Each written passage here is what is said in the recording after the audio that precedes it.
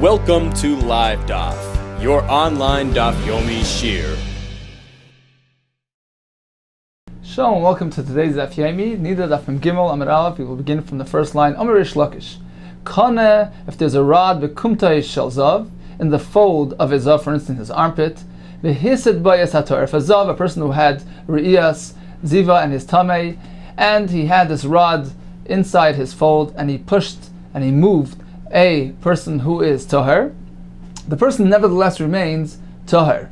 Kana bekumti shel tahar. However, in the reverse, if the kana is in the kaimet, in the fold of a tahar person, v'hisid bayis hazav, and he went ahead and moved the zav, tamei, then he becomes tamei. Now we know that a kaimet, a concealed area in a person, is considered beis hastarim, and beis hastarim is never metame b'maga. If it comes into contact with a davar tamei, or a davar tamei is coming into contact with a davar tahar, if it happens via a concealed area, it does not transmit tumah. But that is strictly regarding tumas maga. However, regarding tumas masa, carrying the davar tamei, sometimes the tumah is metame when you carry it. In that case, there is no differentiation between a revealed area, an exposed area of the person, and a concealed area, because nevertheless he carried the tumah. So we understand why in the second case the person is becoming tamei, because he moved the zav, he carried the zav, and that is called tumas hesed, regardless of the fact that the rod was positioned in his beis hastarim. He nevertheless is being tamei because of the masa, because of the hesed, because he moved or carried the zav. However, what we still are wondering is why in the first case is a person remaining tahar. If the zav went ahead and used a rod in his kaimet to push, to move a person who is tahar, why would the person remain tahar? It's not tumas maga, it is tumas hesed that we're discussing here.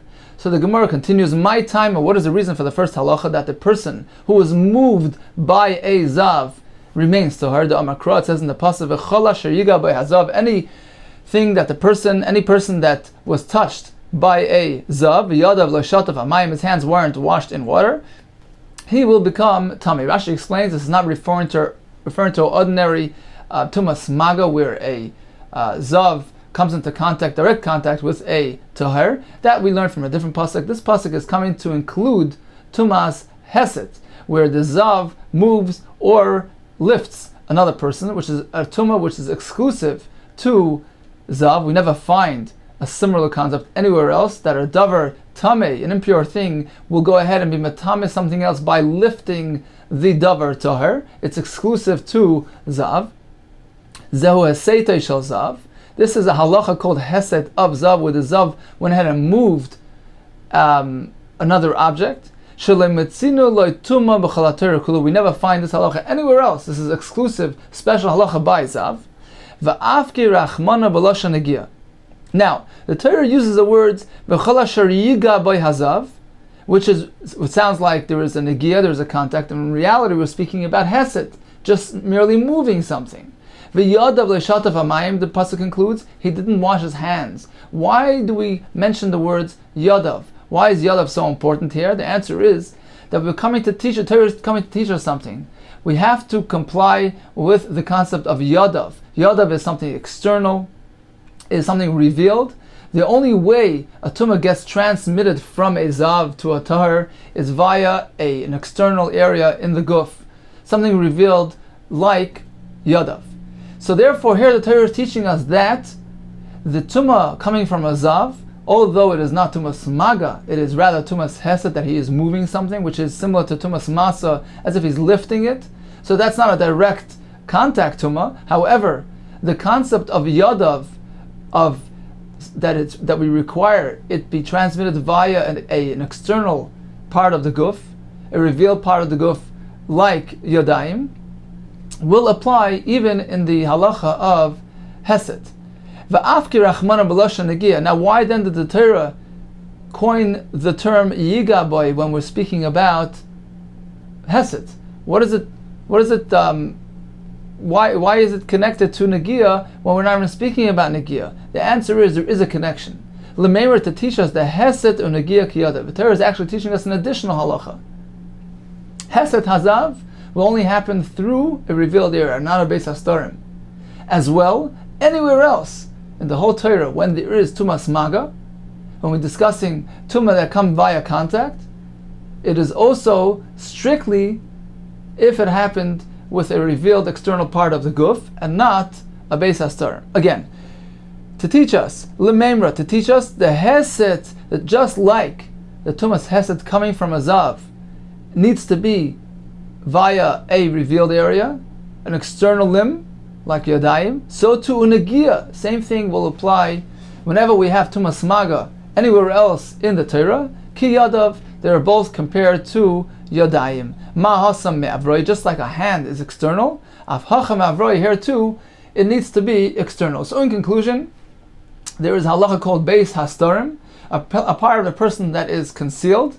There is no tumas maga applied in that event, because there is no revealed connection. Apparently the usual way of handling something is by a revealed part of the guf, a hand, a foot, a part that's external. However, something that's inside the guf in a concealed area cannot handle properly. It is not meant to come into contact with external objects. The Torah is mamayit, excludes that from tumas maga. However, regarding tumas masa, if a person will carry a davar tamei within a concealed area, of course, tumas masa will apply. He will receive tumah from that davar tamei. There is one exception to that, which is tumas zav. When a zav moves or carries a davar tahor, and he is doing it through a beis hastarim, his own beis hastarim. For instance, the case of the rod, which is positioned inside his beis hastarim, and he uses that to be meset to move a davar tahor. The Torah is memayit that from tumah, and the person remains tahor. Okay, let's see the next shtickle Gemara. The Gemara is referring to the halacha mentioned in the Mishnah where there is a difference between the re'iyah of an isha, where their dam is not required to actually leave her guf in order for her to become tamei. It is different than the re'iyah of an ish, where the tumah must actually exit the guf in order for him to become tamei. How do we know that? Aval azav bal keri einin matamin. The ending of the statement, Ashatei say tumasan lachutz, until the tumah actually leaves the guf. How do we know that? Zav, tichsiv kiyeh zav mibsarei, until the zav is a zav mibsarei. And we darshan ashatei zoivai mibsarei, until the ziva actually leaves his guf, he will not be tamei. Bal keri, how do we know the same halacha applies to a bal keri? Tichsiv v'ish kiseitei mimenu shich vazera, until the zera actually leaves the person, only then does he become tamei.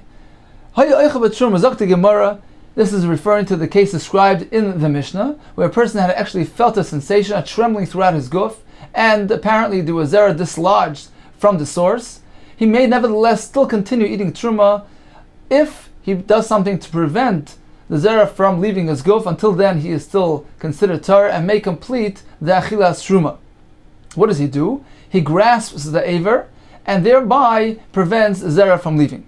Zok the Gemara, how is he allowed to grasp the aver? Why are we not concerned with this act creating some sort of sensation which might arouse him to emit more zera, and that would be considered zera levatala, of course. Va'atanya, haven't we learned in the Brayso of Lezo Eimer, kaloiches ba'ama, a person who grasps his aver, umashten, he passes water, ki'ilu, it is considered as if maybe mabul lo'ilam. We know that the people at the Dura Amabul, this was their chet, that they were being moitzi, their zera levatala, they were emitting their seed for waste, and when a person goes ahead and comes into contact, direct contact with his aver, this may cause a sensation which may lead to zera levatala. So how is he allowed to go grasp his Amar Abayi? We're speaking about the matlas ava, he's doing it with a thick cloth which doesn't generate any sensation, and there's no chash of zera levatala. Rava Amar, I feel even if you'll say the matlas raka, we're speaking about a thin cloth, we are still not concerned. Kivan the akar, because we're speaking about a case where a person had already experienced the dislodging of zera from the source. He had trembled throughout his body, so there was already an akira, there was already a dislodging of the zera, and therefore there is no chashash that the handling of the amma will bring about an additional haitzas zera. In fact, the Gemara, is that so? We're afraid that perhaps this will cause an additional zera to be generated and leave the guf, and therefore there still is a chashash, a concern for Haitzara Zera. In fact, the Gemara of Rava lo sufi lechayish, Rava is not concerned that this will cause more Zera to be emitted. V'atani, we've learned in a brayso, lamaza doima. To what is this compared? Meaning, handling the Eiver Hazacha, what is it compared to? L'noisein etzba b'ayin. To a person who inserts his finger into his eye. Shekolzman she'etzba b'ayin, as long as the etzba, as the finger remains in his eye, midamas, it will cause tearing. V'chayzeres midamas, and will bring about more tearing. Meaning it's not just a one-time event, it is a constant process that keeps on going. And therefore here too, when one would handle his aver, even if it's already after an akira zera, there was already a trembling, a sensation of dislodging of zera that took place. Nevertheless, this can bring about an additional hitzara zera. So why are we not concerned with that? And why is he allowed to be oiches his amma with a matlis, with a thin cloth, according to Rava? And for the Gemara, Rava holds kol echamumi, v'hader echamumi b'shaite, to get aroused and re-aroused at the same moment when the initial arousal was a very powerful one. It was a strong akira. Yeah, if it's just a minor arousal, yes, it can keep on going and keep on adding. But in this case of the Mishnah, we're discussing the person who had a trembling feeling throughout his guf. So apparently there was a very powerful hisayrus, very powerful akira, and that only happens once and not quickly so soon after. Again, v'rava kol achamumi, to arouse, v'hader achamumi, to get another chimum b'shaiti at the same point in time. Lo shchiach is not common. We are not choshesh. We're not concerned with that. So let's make a quick summary. We had halach in the Mishnah where a person felt a sensation, a very strong, powerful sensation which reverberated through his whole guf. He felt the zera being dislodged, and he's in the middle of eating truma. He's allowed to prevent it from from exiting his guf by grasping his Eiver HaZachar. The Gemara questioned, how is that possible? Doesn't it bring about a michshol, an avera of Eitzara Zera? We had two solutions. Abaye's teretz, that he's using a thick cloth. Rava's proposal that even with a thin cloth there is no chashash, provided that there was a very powerful akira, and therefore that only happens one time and will not happen so quickly soon after. And therefore we are not choshesh in this case for Eitzara Zera Latali, even if he's handling his aver with a matlis raka, with a thin cloth. Sagt die Gemara weiter. Omar Shmuel, kol shechva zera shein kol gufei margish bo eino metamo. Continuing on the same topic, says Shmuel like this: any time there is zera which is not powerful enough, it doesn't have the ability to germinate, to be mazriya, that is not considered zera in the context of being metame. We know that a balkari, one who sees zera, or in fact anybody who comes into contact with zera, there is tumah there, but that is strictly zera which is capable of being mazriya, capable of being moilid. So we're equating the tumah of the zera with the power of being mazriya. So Shmuel maintains that a zera which was emitted without a complete, comprehensive sensation of the guf does not have the power to germinate and to be moilid, and therefore does not have a din of tumah. My taima, shichva zera merachmana. The Torah uses the concept, the word of zer, shichva zera, v'ru'uya lahazriya, needs to be roy, fit to be mazriya. Meisvei, we've learned in a brayso, hayimahar balaydi, he had impure thoughts at night. V'amad, v'umatzav sarecham, he woke up and he found his aver cham, it was heated up, and there was a chash, perhaps, that there was a keri, tummy, he's tummy. So we see from here, although there was no hargashas kol haguf, he didn't feel any major sensation, otherwise he would have awoken. And nevertheless, the Brisa says that he is tamei. How is that possible according to Shmuel? Ravuna interpreted the Brisa, he had relation, he had tashmish in his dream, so there was already haitzar zera, and evidently there was also hargashas kalaguf. We presume that if there was haitzar zera, then certainly there was a sensation of dislodging of the zera as well, and therefore the zera is considered ro'oi lahazriya, it is full-fledged zera, and therefore metame. Again, tirgum Rav Huna b'mishamesh mitasa b'chalayim, di efshar, it is impossible l'shamesh b'loi hargasha, to do that without having a proper sensation. So the first lashon of Shmuel maintains that in order for zera to be metame, it needs to be ro'oi lahazriya, which means it needs to be as a result of a complete, comprehensive, full guf sensation. Dr. Morvaita, Lishna Achrina Amar Shmuel. There is a second version in the name of Shmuel. Kol Shechva Zera She'ena Yorek Chetz Eina Matama. Certainly, in order for Zera to be Matame, it needs to be Roi Lahazriya. But what is considered Roi Lahazriya? What is required? So there are two phases in emitting Zera. There is the initial sensation of dislodging of the Zera from its source. That is the Akiras Haguf that Shmuel mentioned earlier. In addition, there is the actual emission of the Zera, which comes in a fashion of a shooting arrow, and that is the second phase of the completion of the Zera, and the Yorek Chetz actually completes the power. It inserts a power of Mazrei into the Zera, and according to the second Lashon of Shmuel, that too is required to be Matame, because only then will it be Roi Lahazriya. You need phase A, which is the Akiras Haguf mentioned in the first version of Shmuel, and in addition you need the second phase as well, which is the halacha of Yorek Chetz. It needs to shoot as an arrow. My Ika bein Hai Lishna Lahai Lishna. What is the difference between both versions of Shmuel? Ika beinayu, there is a difference. Nekar b'hargasha. If it was dislodged with a sensation, v'yatza shloi b'hargasha, but it left the guf without a sensation, he didn't experience the Yorek Chetz. So therefore, according to the second Lashon of Shmuel, that does not constitute a proper Zera and will not be Matami. However, according to the first Lashon of Shmuel, the Akiras Haguf, the initial dislodging of the guf, of the Zera from the guf with a Hargasha, with a sensation, is sufficient to deem it Roi Lahazriya and will be Matami. Zachting Marvaita, Milsa de Pshita Lili Shmuel, this halacha which is Pashat, which is obvious for Shmuel without any doubt, Rava had a shayla regarding that specific halacha. The Bay Rava asked the question, Nekra b'hargasha, suppose Zera was dislodged with a sensation.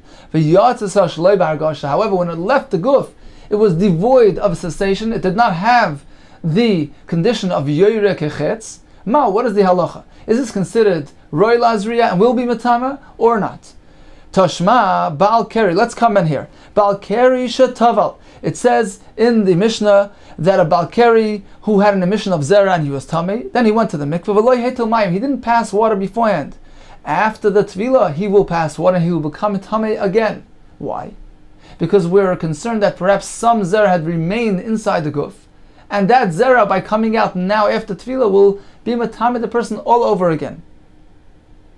Balkeri Shatava V'leitel Mayim, he went to the mikveh without passing water. Kshiyatel Mayim, when he'll be Matel Mayim, afterwards Tameh, he'll become Tameh. So we see from here, this Zera that's coming out now is without Yorek Chetz. There's no sensation of Yorek Chetz going on now. But simply because it had originated with the Hargashas Akira, with the initial dislodging of the guf, that happened with a proper Hargasha, that is sufficient to consider it Roi Lahazriya and be Matame. So here we have a proof, a raya to the first Lashon of Shmuel, that Akira's Hargasha is enough. And for the Gemara, Shani Yasim, there is different. The Ruba B'Hargasha Nafak. Since most of the Zera exited the guf with a proper Hargasha of Yorek Chetz, it was a powerful emission of Zera. So although this little bit, a miyut, this mashu of Zera which remained in the guf, did not leave with a Hargasha, but the Hargasha, the sensation of Yorek Chetz, which was applied to the rest of the Zera, encompasses all the Zera found at that moment and deems it Roi Lahazriya and therefore will be Matame. So that is an exception to the rule. Although there was no actual Yorek Chetz taking place on this specific Zera, nevertheless, it is still considered Roi Lahazriya and will be Matame. So in conclusion, we have two Lishonos of Shmuel, whether the Zera, the Tumah Zera, is dependent on the Hargashas Akira, the dislodging, or do you need in addition to that the second Hargasha of Yorek Chetz? According to the first Lashon of Shmuel, the first phase is sufficient. According to the second version of Shmuel, we need both phases. Rabbi had a question regarding that specific halacha, this exact case, and we attempted to bring a raya from the Mishnah, and the Gemara answered that is a special case where there was a Yorek Chetz on most of the Zera, and therefore it is not necessary for the miyut to undergo that phase as well. However, you have no raya from here whether the first Lashon of Shmuel correct or the second Lashon of Shmuel is correct. Perhaps you need both phases together in order to be Metame the Zera. Lishna Achrina, there's yet a third lashon to Shmuel. Lishna Achrina Amar La Amar Shmuel Kol Shechva Zera She'ena Yorek Chetz Eina Mazras. Any zera that it does not shoot as an arrow, doesn't have the experience of Yorek Chetz, will not be germinating, will not have a koyach of the mazriya. So we make a diak from here. Azrui hu delay mizra. It implies that certainly to be mazriya, it will not have the power to do that. Hatmuye metamya. However, regarding Kabbalah's tumah, it's unrelated to being able to be roy lazriya. Even if it doesn't have the ability to be mazriya, it is still metame. There is no connection between the two things. So this is totally different than the first two versions of Shmuel, who equated tumah with roy lazriya. Shmuel in the third version holds, even if there was no sensation present whatsoever, there wasn't an akiras haguf with a hargasha, nor wasn't there a yerek chetz. Nevertheless, the zera will be matamer, even though it is not roy lazriya. And we learn it from a pasuk: Shenema kiyeh b'chayish asher lo yeh torah. If there will be a person who will not be torah, mikrei, it is through a happening. Afilu keri ba'ilam. The extra word mikra teaches us, even if it was just an occurrence, it wasn't accompanied with any hargasha whatsoever, nevertheless it can be matame the person. So in conclusion, let's make a quick summary. What type of zera is matame? We have three lashonos of Shmuel. Either you need a hargasha's akira, a sensation during the uprooting of the zera, and that is sufficient, or you need phase 2 as well, which is leaving the guf through a yerek chetz, because both lashonos of Shmuel, these two first lashonos, hold that there is a connection between the being roy lahazriya and being matame. The question is just what is required in order for it to be roy lahazriya. And then we have the final lashon of Shmuel, who maintains that there is no connection whatsoever between zera being matame and zera being roy lahazriya. Even if it is not roy, it is not fit to germinate at all. There was never any hargasha that took place at all, nor in the beginning nor at the end. It still will be metame. We have three questions, three different iboyas. All three will end up with teku, unconcluded, and it is related to the previous Gemara. A guy who had impure thoughts, v'yorad v'taval, so he had a dislodging of zera. Then he decided to become a yid, and he went and was tovel, but the zera is still present in his guf and will come out eventually. The question is like this: a guy does not have tumas keri. So when the zera was actually uprooted, he had no potential of tumah. He was not in the parsha of being a tumah of about tumas balkeri. But then afterwards, he emitted the zera when he was already a yid. So the question is, what are we going to focus on? Are we going to focus on the shas akira when it was dislodged and he was a guy and he's tar, or do we look at the shas yitzia when the zera actually left the guf and he's a yid? Mahu, what do you say? Imtim Salaima, if you will say earlier, meaning even if you follow the shita of the first lashon of Shmuel, that we follow the akira, Imtim Salaima basa akira as linan, we depend on the akira. Hani milet as only the chumrah, as only when we're looking at a stringency. When we're applying a stringency such as in the first lashon of Shmuel, since it was a proper akira, regardless if there was a yitzia or not with hargasha, we look at the akira strictly and we're matami. So that is a stringency. However, in this case, by focusing on the akira, we're actually applying a leniency, because at the time of akira, he was a guy. Do we do that or do we not do that? Avalacha de la kula, here by looking at, focusing and depending on the akira, it will come out as a kula layaminan. Perhaps we don't say that. Or dilma, perhaps leishna, it makes no difference, and we always follow the shas akira. In this case, he will be tar teku. It is unconcluded. By Rava, a similar shaila, zava shenekru meimei ragleo, a zava who is matame beziva and her meimei raglayim are also matame. Suppose there was a beginning of a process of passing water. There was an akira of the meimei raglayim. The same thing. V'yard the v'tavla, and she went to v'stayvel, and then afterwards passed the water. Mau. Do we look at the shas akira when it was nek and she was still a zava, or do we look at the shas yitzia when she was already tar? Imtim Tzlaima, even if you will say basar akira aslinan, you always follow the shas akira. Hanimila is only shivcha zera. That is strictly halacha applied to shivcha zera. Why is that different? Because zera has the nature of leaving the guf without being able to stop it. It just leaves, and therefore, since it already got dislodged, it's on its way out. It already began its departure, and therefore we look at the akira, and it is considered as if it already is starting the process of leaving the guf. However, by meimir raglaim, we perhaps won't apply this concept. That is only strictly said by shichva zera that it cannot be restrained.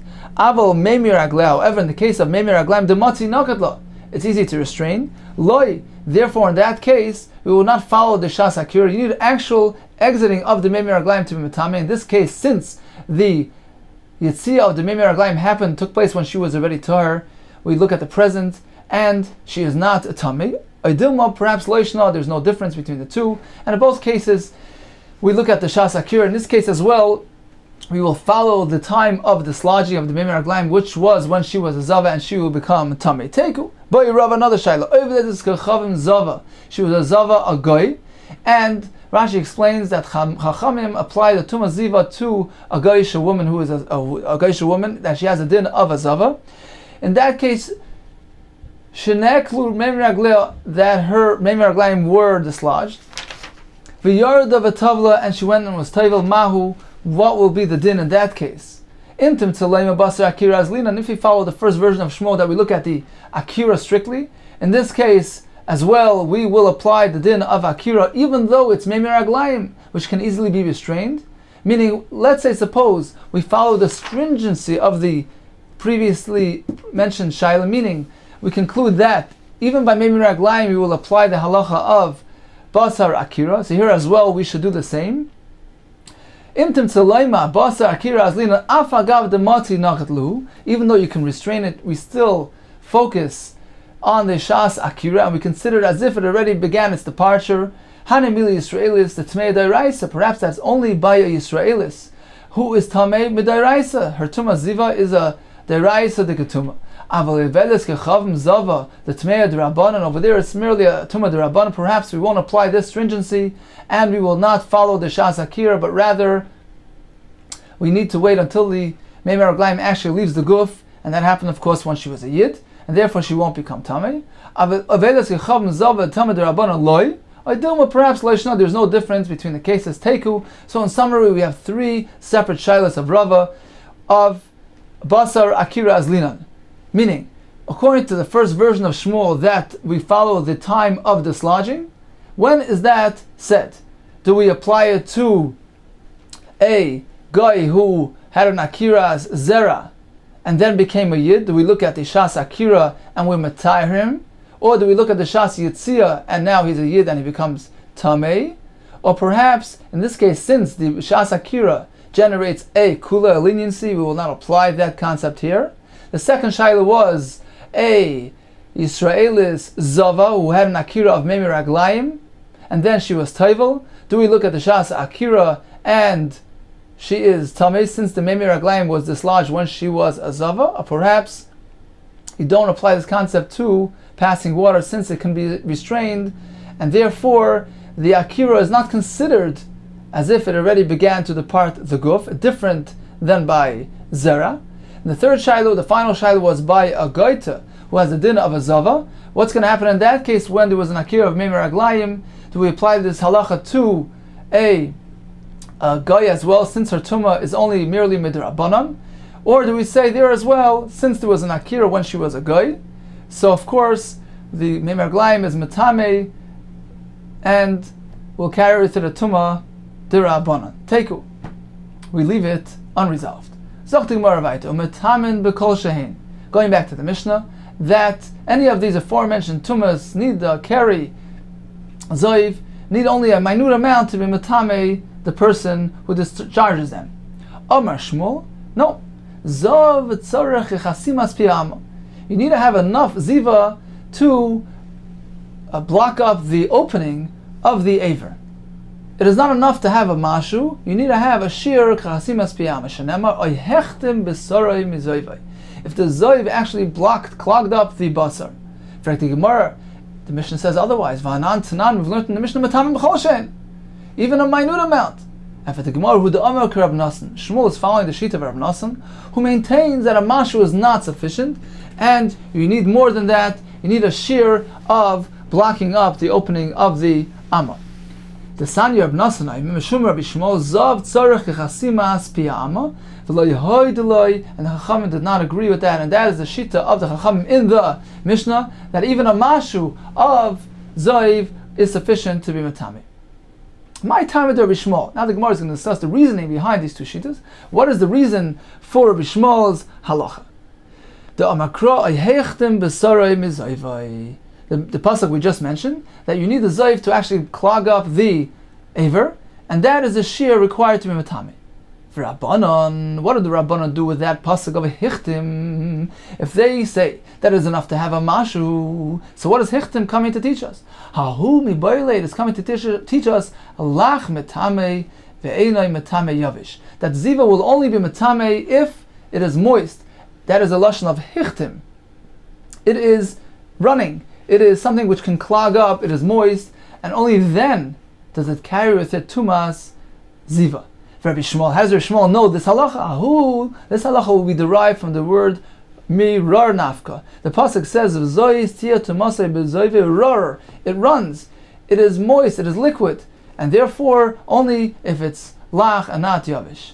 What did Rabbanan do with that pasuk? That is coming to teach us the amount of times that a zav is required to see ziva for him to become tamei. A little introduction is in place here. A zav who sees twice is tamei, and a very stringent tumah of mishka v'moishav, anything that he sits on or lies on becomes tamei. However, he is not required to bring a korban until he sees 3 consecutive days. 3 times is metamei the zav to the point that he needs to bring a korban. Now, even if he sees it 3 times in one day, it doesn't need to be spread out in according to the sequence of days. 3 times of Riyah by Yazav will be matami him to the point that he needs to bring a korban. So the pasuk of Rar is teaching us the amount of times that he is needed to be a Zav. How is that? The pasuk says, I'm quoting from the pasuk, V'zoyis tio tumasa b'zoyvai. Once, b'zoyvai is implying 1 Riyah. Rar b'sarai, meaning he had another Riyah. Es zoyvai, he had a 3rd Riyah. So the pasuk is teaching us that there needs to be 3 Riyahs to be matamehim on the highest level of ziva. Let's see the Gemara inside again.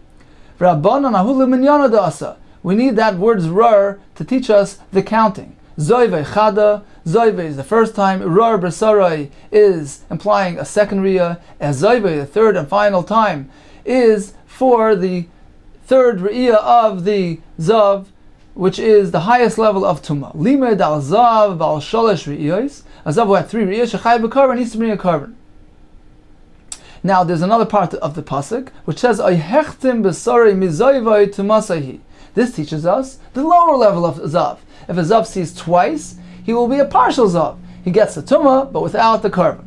Zok the Gemara vayta, Yehechtim b'sarai mizayvai tamei, mixas zayvai tamei. So a hechtim b'sarai mizayvai teaches us that if he's only a partial zav, he only sees twice, 2 out of 3, he is nevertheless tamei. Limed al zav bal shtei riyos. It comes to teach us that a zav who sees 2 eyes, shemetame mishka v'moishav, he's metame something which he sits or lies on, and mishka is something which he lies on, moishav is something which he sits on, and that is a full-fledged zav, except that he doesn't need to bring a korban.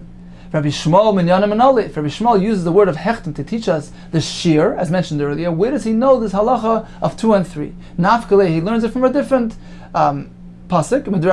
The Tanya of Simai Omer. There are actually 2 psukim. There's the aforementioned pasuk, and then there's an additional pasuk which goes as follows: Ish ki yeh zav mibseiroi zayvai tamehus. That pasuk mentions the words ziva twice, and that is the pasuk for a zav that sees twice.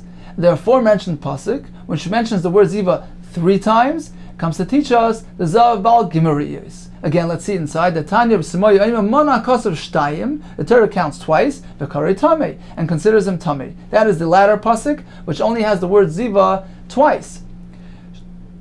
Shalish, there is another pasuk which contains ziva 3 times. The V'karei Tamei, Torah constitutes that to be Tuma ziva, HaKetzad, Shtayim l'Tuma, V'shalish l'Karban. How do we reconcile both psukim? Is it 2 or is it 3? The answer is 2 will give him Tuma. 3, however, will add an obligation to bring a korban. Fertig Gemara. Ulaman the nafkele mi tarayu mizoyistia tumase bezoyvay. According to the Chachamim, who derive both types of zav from the longer pasuk, the zav bal shtei riyos and the zav bal gimel riyos are both learned from the same pasuk. So what are they going to do with the short pasuk of Rab Simai? Ish ki yeh zav mipsaray may avele. What do they do with that pasuk? What do they use it for? They needed achet yetzi mipsaray. It's coming to teach you ki yeh zav mipsaray, that the ziva needs to leave the guf to be metamehim. Zoivay tamei lamahi, the latter pasuk of the pasuk which says zoivay tamei. What is that coming to teach us? Limeid ala zoiv shu tamei. That the actual zoiv, the zera itself, the zoiv, is actually tamei. Meaning, by coming into contact with the ziva, that itself will transmit tuma onto the negeya. So in conclusion, we have two psukim in the parasha of ziva. One pasuk mentions the word zoiv twice, and one pasuk mentions the zoiv 3 times. So according to Rishmal, the short pasuk is referring to a zav bal shtei riyos, and the longer pasuk is referring to a zav bal shalosh riyos. According to the Rabbanon, both types of zav are contained in the longer pasuk, and we have an extra pasuk to teach us that the tumah needs to leave the guf and that the tumah will be metame upon contact. Both the Chachamim and Rabbi Shmuel maintain that in order for ziva to be metame, it needs to be lach. The question is just where we're learning it from.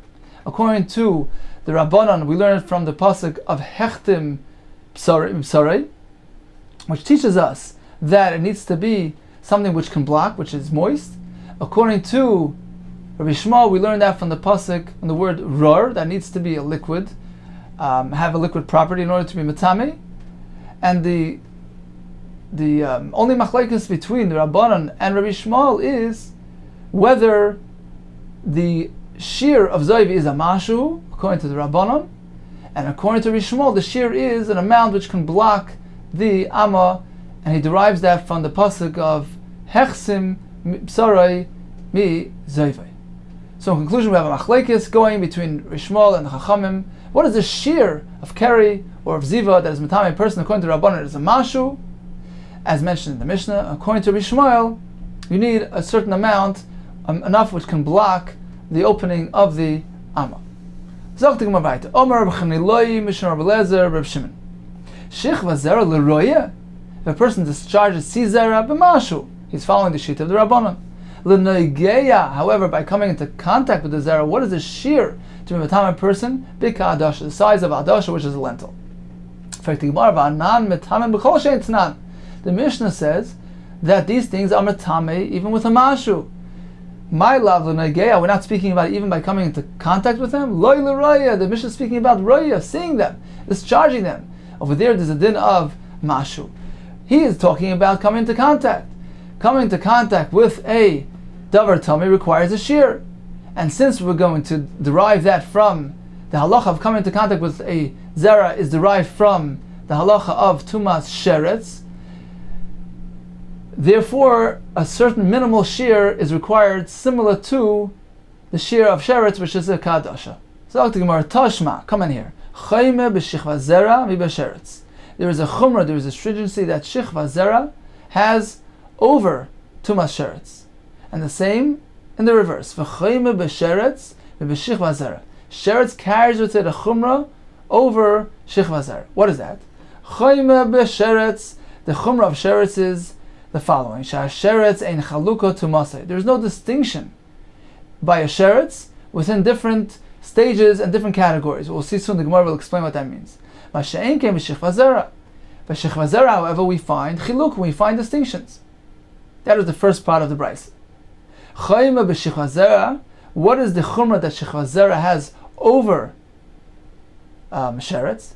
Shichva zera metame b'chol. Shichva zera is metame even with a minute amount. Masha'en came b'sheretz. For sheretz to be metame, you need to have a shir kadasha. So we find a chumrah that shichva zera has over sheretz. That is the words, those are the words of the brayse. So Gemara is going to explore. My love, when we just said that shichva zera is metame b'chol shu, are we not speaking about l'noigeya? since the Bryce is discussing Tumas Maga, a sheretz is only Matama b'Maga. So evidently that is the context of the Bryce. When the Bryce goes in and says that a sheretz has a shear and Zera does not have a shear, evidently we're speaking about which Tuma? Tumas Maga of Zera. And the Bryce states very clearly that there's a shear of Adasha. So that doesn't fit well with the memra, with the halacha of Reb Chaniloi. So the Gemara Loi, we're not talking about coming into contact. We're talking about Tumas Roya. We're talking about discharging, seeing the Zera. In that case, there's no discussion. Of course, even a Mashu is sufficient. For the Gemara, how does that fit with the words of the Bryce? V'hadumi the Sheretz Ketani. Here, look, the Bryce is coming to compare the Tumah of Sheretz to the Tumah of Shechvas Zera. And the Bryce is saying that Sheretz has a leniency, that we require a shear of Adasha. That's something that Shechvas Zera does not have. So evidently the discussion is regarding Tumas Maga. And the Bryce says that in order for Zera to be Metame, Be Maga, a Mashu is enough. And you don't need a shear Kadasha. Again inside, V'hadumi the Sheretz Ketani, Ma Sheretz B'negia, A Shechvas Zera B'negia. So that won't fit well with the memra of Reb Chaniloi. Amar v'ada barav v'shum sheretz ketani v'shum shechvas zera ketani. It's true, we're not discussing a specific case in the Bryce. The Bryce is merely comparing the categories. In the category of sheretz, we find a din of a shear of adasha. And in the category of zera, however, we find that it has the koyach, the potential to be matami even with a mashu. So true. Strictly regarding Maga, they're both equated. Shechvas Zera needs Adasha, and so too does Sheretz. However, in the overall category of Shechvas Zera, we do find a specific halacha which does not require more than a mashu. So in that case, Zera has a stringency over Sheretz. So it does make sense to compare the two things, because we're going ahead and equating the categories. In Sheretz, we don't find this chumrah of a mashu that we find by Zera. So this does fit well with Rav Chaniloi. True that in order to be Matami b'Maga, Zera is required to be a shear of Kadasha. But the Brisa, when the Brisa says that a Zera has a din of a mashu, that's referring to Tumas Re'iyah of Zera. Ferti Gemara Nukash, Avanan Tanan, we've learned in the Mishnah, Ivarim Ein Lahem Shir. How could you say Vesheres like Matama Mashu? How could you say a Sheres is not Matama even with a Mashu? Varantam, we've learned in the Mishnah, Yivarim Ein Lahem Shir. When there's a limb, an aver of a davar tamei, even if it's a small, teeny amount, regardless of its size, it is Matami. For instance, Pachas Mikazayis B'sarameis. You have a piece of a dead person that is less than a shir kazayis, or Pachas Mikazayis Basar Nevela, or Pachas Mikadashim and Asheretz. So we find that even a sheretz will be matame with a small amount. So how does that fit with the Brisa, which stated that a sheretz needs to have a shir kadasha? And for the Gemara, shani aver, a limb is different. It is so significant that the significance is equated with a shir. It is so chashiv that it doesn't need a shir. True, ordinarily you need a shir. You need a basar meis needs to be a kazayis. Same thing with an avela, same thing with a sheretz. You need a dasha. Except where it's an aver, it's a limb on its own, then it has a chashivas of a shir. Again, inside shani aver is different. The kulei, being that you have a complete aver, the makim adasha koy, it is in the place of a shir adasha. What is the raya? The ilu chasapurta. For instance, let's say the aver is missing a little bit. Mika matamya? Will it then be matamya? Of course not. So you see from there that the koyach of aver, the power of an aver, is only because it is whole. That gives it significance to compensate for the lack of shir. Now the Gemara is going to go back and interpret the next part of the Brisa that we mentioned earlier. So the Gemara Shechvazera de Chaluko Tumase Mai. The Gemara, the Brisa said that sheretz has no distinctions. Shechvazera does have distinctions. What do we find? What are we talking about? What kind of distinctions are we speaking about? Mai. Ileim ben Yisrael the Nachrim, that in Zera we find a chiluk, we find differentiation between the Zera of Yisrael, which is Matame. However, the Zera of a Goy is not Matame. So that is unique to Zera. That is something we don't find by Sheretz. We don't find chilukim by Sheretz. Hachinami here to Ika, Achbar Deyam, a mouse of the yam, of the ocean, v'achbar the yabasha. Only the achbar, the mouse of the yabasha, is matame. So we found a chilik in sheretz between one type of sheretz and another type of sheretz. So it is similar to zera. We find distinctions and we find chilukim. Ella ben katan the gadol. The halacha that the Brisa mentioned, that in zera we find differences, that is an age difference. We're referring to a difference between age groups, that a katan, Rashi says a katan less than 9 years and a day, his zera is not matame, doesn't possess any tumah, as does the zera of a gadol. However, by shratzim we don't find the difference of age group. A sheretz is matame, even if he's 1 day old, regardless of his age. So that explains the Brisa in its totality. The Brisa had said there's a chumrah of zera over sheretz, because in zera there is tumas kolshu, so either it's referring to tumas re'iyah or even tumas maga, depending which shita you are following.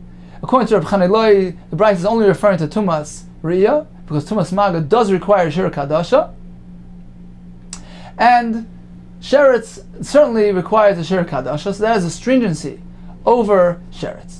The next part of the Brisa, actually, which was the initial opening statement of the Brisa, that there's a difference between zera and sheretz, that in zera you find differences of age groups, meaning that a zera of a katan is not matame as is the zera of a gadol. However, by shratzim we don't find that chiluk, and that gives us a stringency that zera has over, that sheretz has over zera. So we have a chiluk, we have a stringency of zera over sheretz, which is the tumah mashu, and in the reverse as well, there's a chumrah to sheretz over zera, that in sheretz it is tummy regardless of its age. Amar Rav Papa, Kitanoi, the halacha of Reb Chaneloi, that tumas maga of zera requires a shir kadasha, it would seem to be that is machlekes tanoim. How is that? It says in the Brisa, Minayin l'rabis negia b'shich zera. How do we know that a person who comes into contact with zera is tamei? Tamad loima oyish. It's an extra pasuk to be marbe even a negia of zera. Now, twice we have the ribuy of oyish. We have it in the parsha of zera. In the pasuk speaking about zera, there is an extra word oyish, which can perhaps be marbe coming into contact with the zera. And as well in the parsha of sheretz, negia b'sheretz, the Torah uses the words oyish, and perhaps that is coming to be marbe negia b'zera as well. So the question is, which one are we referring to? It seems to be, according to Rav Papa, that the ribuy will be coming from the parsha, from the pasuk of sheretz.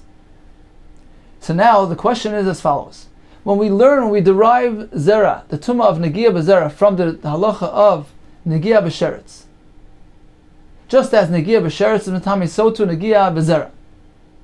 Now let's ask a question: do we derive it completely from there? A, that it can be matame through negia. Number two, the shear as well will be similar to the shear of sheretz, which is kadasha. Or perhaps we say, well, we need to learn from there. We do. The fact that, the concept that there exists a tumas maga by negia b'zera. However, regarding the shear, perhaps we'll come back home. We'll come back and take it back into the context of zera, which possesses the power to be matame b'kolshu. A person is roya zera, all he needs is a kolshu. So that will be dependent on a general machlekes, which we find many times in Shas. When we derive A from B, is it derived completely? Do we derive and continue to derive everything from the source? Or do we take what we need and come back home? Let's see inside. Upligi tanoi ba'alma. We have a general machlekes tanoim. The ikadamri, some say dun mina. We derive it from there. Umina, we continue to derive it. So in our case, we will derive everything from sheretz. The fact that it can be matame, and in addition that there's a shear of kadasha, just like sheretz. Ikadamri, some say no. Dun mina, we derive something from a source. Vuki basra, we will come back to its original context. So therefore, in our case, we will come back to the context which is zera, which carries with it a stringency of a tumah b'mashu. So even though we're speaking about tumas maga, which we derive from sheretz, however, regarding the shear, how much is required, a mashu will be sufficient. Let's see inside. Lamanda Amar Dun Mino Mino. According to the Shita, we derive and continue to derive. Ma Sheretz Benegia, just like Sheretz is Matami B'Maga Avshich Vazera Benegia Umina, and therefore we continue to derive from there. Ma Sheretz B'Kadasha, you need a shir Kadasha. Avshich Vazera Kadasha. So too by Zera, you need a shir of a lentil. So that is one approach. The other Shita will hold, Ulamanda Amar Dun Mina, we study from there, we derive from there, Uki Basra, and we come back to its original place, which would mean that in this case we learn the concept of Tumah from Sheretz. However, regarding the shir that is required, for that we will go back home to the Parsha of Zera, which has in it a shir of Mashu. Ma Sheretz Benegia, Avshich Vazera Benegia. V'uki Basra, we will place it back into its context. Ma Shich Vazera L'roya b'mashu, just like we find by Shich Vazera the halacha of roya b'mashu. Same thing, we'll equate the halacha of contacting the Shich Vazera, which will be Dafka Mashu, Af Negeya b'mashu. So again, going back to the beginning of this last shtickle Gemara of Chaniloi was Mechadish that Negia Zera requires a Kadasha. Rava proposed it as Machlekes Tanoim. Since we are deriving from Sheretz, the question is, do we derive just the concept? However, the shir will be a Mashu, or we derive everything from there, and the shir as well needs to be similar to the shir of Sheretz, which is Kadasha. One more final piece of Gemara. No, I disagree with this. How do we know? How do you know that the Riboy, that we're including the halacha of Negia Bezera from the Oyish, which is quoted in the Sugya and the Parsha, in the Pasuk of Sheretz. And thereby you built a whole subsequent binyan, a whole shtigl Torah to explain the Machlekes Tanaim, and you connected this to the general Machlekes of Dumina, Dumasra, etc. How do we know that? Perhaps the derivation is from the Oyish, which is said in the Parsha of Zera, right here. In the Parsha of Zera, the Torah says the word Oyish, which is coming to your marba, not just Roya, Zera, but even coming into contact with Zera, and therefore is not connected, is not related to any machlekes of Dun Minah, Vuki Basra, etc. Of course, the pasuk which is said by Zera and includes contact, Negia Zera, is referring to the Shir Mashu, just like Riya Zera. Plain and simple. How do you know to derive it from the word Ayish, which is mentioned in the Parsha of Sheretz? We're deriving it from the word Ayish, which is said in the Pasuk of Zera. Everybody will hold Dun Mina Umina. According to everybody in this case, we will derive it completely from Zera, from the halacha of Zera, which means only a Mashu. So which way do we go? Is it from Ayish of Sheretz, or is it from Ayish of Zera? The nafkamina is, if we're deriving from Sheretz, perhaps there is a room for Machlekes Tanaim on the shir, whether we equate it complete to Sheretz, which is Kadasha, or we bring it back home and we apply the halacha of Mashu, or do we derive it from the word Ayish that is mentioned in the Parsha of Zera, and simply put, it has the same halacha of Riya Zera, which is a Mashu. So Shailinu L'Tanoi, they asked the Amoraim who would study who were proficient with the Brises.